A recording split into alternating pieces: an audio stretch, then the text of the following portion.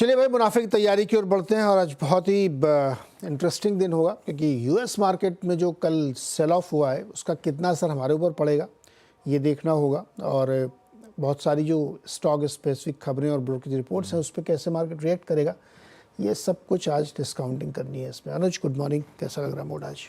जी good morning. आशीष good morning. Good morning. ये picture हम पहले देख चुके हैं, दोबारा प्ले हो रही है, कोई दिक्कत नहीं है। लेकिन एक चीज़ मुझे समहाउ जो अच्छी लग रही है, अच्छी मतलब ठीक है, मार्केट में गैप डाउन हो रहा है तो थोड़ा सा पेन तो होगा लोगों को, लेकिन जो मुझे अच्छी लग रही है कि समहाउ एक वन वे रैली हमने अप्रोच की थी पिछले महीने से। एक 23,900 से एक व्यू लिया था, 24,100 से 125,100।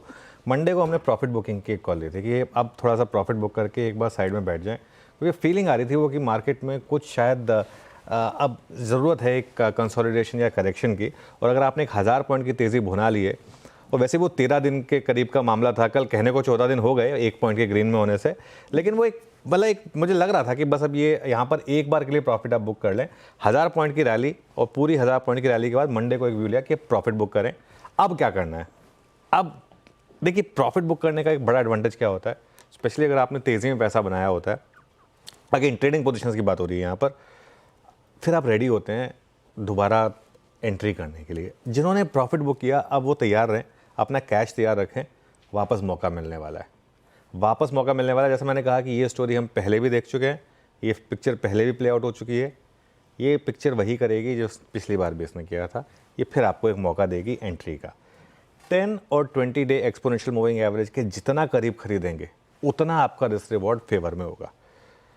मैंने प्रॉफिट बुकिंग का जो व्यू था उसमें ये कभी नहीं कहा था कि शॉर्ट कर देना उसमें, लेकिन एक व्यू ये था कि प्रॉफिट बुकिंग कर लीजिए और उसके बाद आप थोड़ी लोअर लेवल की वेट करिए।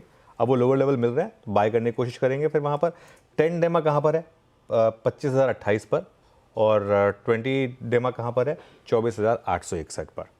और एक चीज़, जब पिछली बार ग्लोबल मार्केट गिरी थी तो एक हमने एक व्यू लिया था, कम गिरेंगे ज़्यादा चलेंगे हम।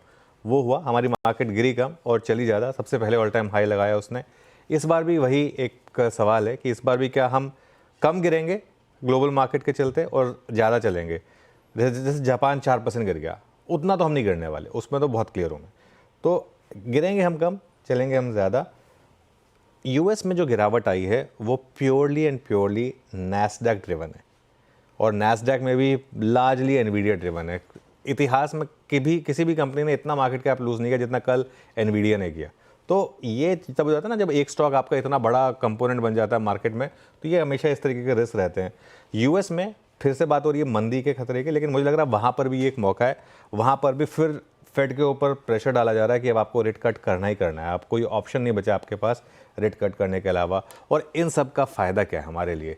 ब्रेंट क्रूड आ गया है $73 पर बैरल पर, और ये हमारे लिए बहुत बड़ा पॉजिटिव है। ये देखिए, एक इंडिविजुअल स्टॉक्स के लिए तो पॉजिटिव है ही, माइक्रो स्टॉक्स के लिए जो हम बिग स्टॉक्स में डिस्कस करेंगे, लेकिन मैक्रो के लिए, हमारे मैक्रो के लिए बड़ा पॉजिटिव है।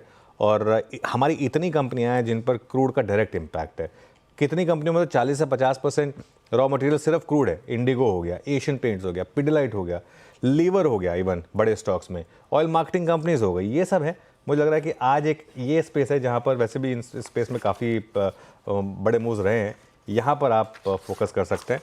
तो कुल मिलाकर आज मौके होंगे दोनों साइड के, और लेकिन बड़ा मौका मुझे लग रहा है पोजिशनल ट्रेडर्स को वापस मिलने वाला। अगर आपने पुरानी रैली, पिछली रैली मिस की थी, अब आपको वो लेवल्स तो नहीं मिलेंगे, लेकिन फिर भी रीजनेबल लेवल मिलने वाले हैं फिर से एंट्री करने के लिए।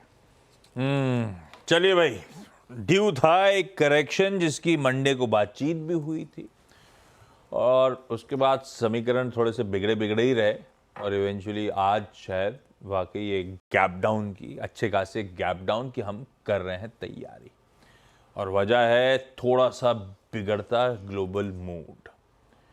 ऐसे में ग्लोब में हुआ क्या, यूएस ने क्यों इस तरह का हैंडओवर दिया एक्सटेंडेड वीकेंड के बाद जब वो लौट के आए, और फिर इस गैप डाउन के आसपास अपने लिए क्या की लेवल्स वॉच आउट करने वाले होंगे, अपनी अब रणनीति क्या होगी आज की ट्रेडिंग सेशन में अगर वाकई इस तरह का दबाव आया।